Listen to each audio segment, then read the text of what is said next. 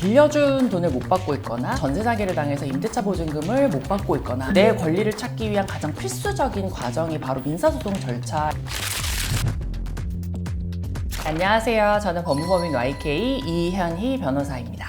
내 권리를 찾기 위한 가장 필수적인 과정이 바로 민사소송 절차일 텐데요. 민사소송 절차 자체가 워낙 복잡하고 어렵다 보니까 접근 자체를 어려워하시는 분들이 많기 때문에 그 과정을 이해하시기 쉽게 차근차근 설명드리도록 하겠습니다.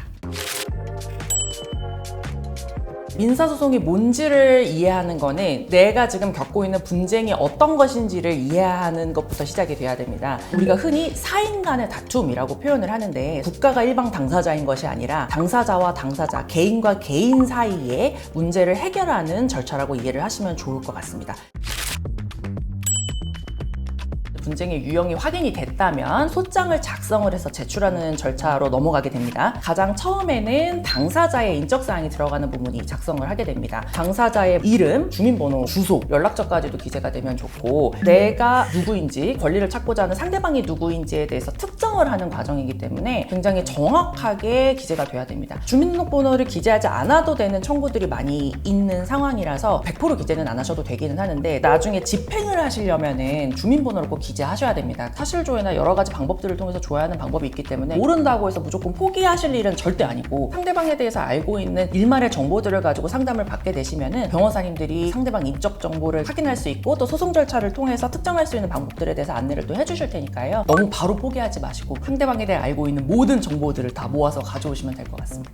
당사자 표시가 있는 다음 그 아래에는 임대차 보증금 반환 청구해소, 이혼 등 청구해소 이렇게 사건의 종류와 청구가 뭔지를 보여주는 간단한 제목이 들어가게 되고요. 그 밑에서부터가 이제 일반적으로 작성하기 힘든 부분들이 시작되는데 청구 취지 부분이 나오게 됩니다. 청구 취지는 법원에 바라는 결론, 그러니까 판결문에 적히게 되는 주문이 어떻게 됐으면 좋겠는지를 적는 건데 그냥 봤을 때는 되게 간단해서 누구든 적을 수 있지 않을까 생각하실 수 있는데 굉장히 정교하게 규칙이 있기 때문에 법률 전문가가 아닌 사람이 정확하게 기재한다는 것은 사실상 조금 어려운 부분이기는 합니다. 그 아래는 이제 청구 원인이라는 걸 적게 되는데요. 청구 원인은 결론이 나와야 되는 이유를 상세하게 적는 과정입니다. 필수적으로 기재되어야 되는 것은 결과가 발생하기 위해서 필요한 요건이 되는 사실들을 기재하는 건데요. 청구 원인에 제일 주요하게 들어가야 될 부분인데 이 부분을 기재하지 않아서 패소하시게 되는 경우도 많기 때문에 이 부분은 특별히 또 법률 전문가와 상의를 하셔서 기재를 하시는 것이 훨씬 안전합니다. 청구 원인을 다 적게 되면 증명 방법이라고도 하고 입증 방법이라고도 하는데 청구 원인 사실에 대해서 뒷받침하는 객관적 증거들의 종류 이런 것들을 적는 거라고 생각하시면 됩니다. 변호사 없으면은 내가 권리 못 찾는 거 아니냐라고 하실 수도 있는데 형식이나 절차가 엄격하게 정해져 있지 않은 경우에는 내가 누군가한테 기분이 나쁘다거나 그냥 상대방에게 분풀이를 하기 위해서 소송이 남용되는 경우가 발생할 수 있습니다. 특히나 민사소송은 그냥 개인이 개인에게 다툼을 걸 수 있는 절차이기 때문에 무분별한 남소를 방지하기 위해서라도 절차나 형식에 따라주시는 것이 사건을 빨리 진행하는 데도 도움이 됩니다.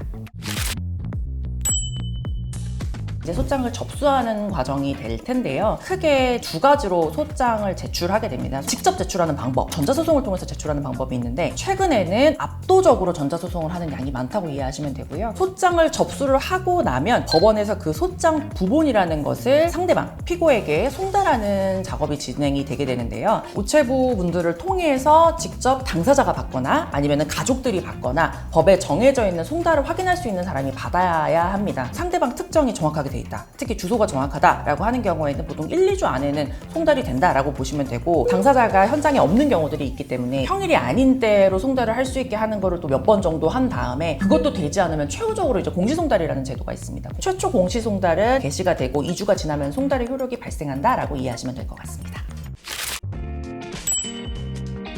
소장을 송달받게 된 날로부터 30일 이내에 답변서를 제출해야 될 기간이 주어지게 됩니다. 그 기간 내에 답변서를 제출하지 않게 되면은 자백을 한 것으로 간주하는 규정이 있기 때문에 송달을 받고 나서부터 30일이라는 기간은 무조건 유의해서 지켜주셔야 되는 기간입니다. 답변서를 제출하게 되면 보통 한 1개월에서 2개월 내지에는 변론기일이라는 것이 잡힙니다. 변론기일은 우리가 흔히 법원에서 재판이 열리는 날이라고 생각을 하시면 되는데요. 서면으로 미리 준비가 되어야 됩니다. 소장, 답변서, 준비 서면 등으로 변론기일 전에 미리 재판부에 제출을 한 다음에 변론기일에는 서면으로 제출한 내용의 핵심만 확인을 하고 서면들이 진술한 것으로 보게 되는 구조로 진행이 됩니다. 한 번에 끝나는 경우도 있고 한 번에 끝나지 않고 수회 잡히는 경우도 있는데요. 만약에 변론기일이 모두 종결된 뒤에 결정적인 증거가 발견이 된다거나 했을 경우에는 변론 재개를 신청하셔야 되는 경우도 있고 혹은 변론 재개 신청을 했는데도 불구하고 그냥 변론이 종결된 상태에서 판결이 나올 수도 있기 때문에 그 경우에는 항소를 해야 되는 상황이 생길 수도 있습니다. 코로나 시기 때부터 영상재판이라는 게 활성화되기 시작했는데요. 최근에 굉장히 많이 활성화되고 있습니다. 증인신문 같은 절차가 없는 이상은 변론 시간이 보통 5분에서 10분 내로 짧은 경우가 대부분입니다. 영상재판의 장점이 있는데 원거리 재판이 있는 경우, 예를 들어서 뭐 원고 주소지가 서울이고 피고의 주소지는 부산이다라고 하면 보통 부산에서 관할이 생기기 때문에 참석을 할 수 없는 경우들이 많이 생기게 됩니다. 그렇게 되면 변론기일이 계속 지연되거나 변경돼야 되는 일들도 있기 때문에 소송 경제 면에서 굉장히 안 좋은 점들이 많았는데 영상재판이 활성화되면서 이동하지 않아도 되기 때문에 원거리에서도 어려움 없이 참여를 할 수 있게 됐습니다. 저도 영상재판을 굉장히 많이 활용하는 편인데 변론에 문제가 생긴다거나 영상재판을 했다고 해서 패소하거나 하는 일은 결코 없다고 보셔도 될 것 같고요. 영상재판이 이 사건에 있어서는 적당하지 않다라는 경우도 분명히 있기 때문에 그런 경우에는 허가가 안 되는 경우도 존재하긴 합니다.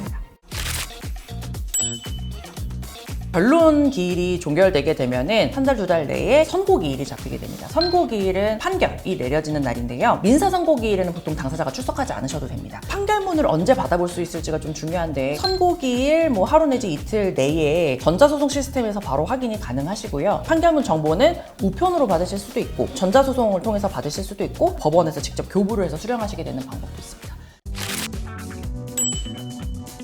판결문을 받게 되면 판결서 정보를 송달받은 날로부터 2주 내에 항소 제기를 하셔야 됩니다. 항소장을 제출하신 다음에 항소기록 접수 통지라고 해서 1심 기록이 이제 항소심법원으로 넘어갔다라는 통지가 오게 되는데 그 통지를 받으신 날로부터 40일 이내에만 항소 이유서를 제출하시면 되기 때문에 그 40일 동안 또 충분히 또 검토를 해서 어떤 이유로 항소를 하는지 정리를 하시고 제출을 하시면 될 것 같습니다. 불복을 하지 않고 받아들이시는 경우도 꽤 많이 있긴 한데요. 소송이 뒤집어질 수 있는 확률이라는 것이 크지 않다라고 일반적으로 알려져 있기 때문에 받아들일 만하다 하시는 분들은 1심에서 그냥 중단하시는 경우도 많고요.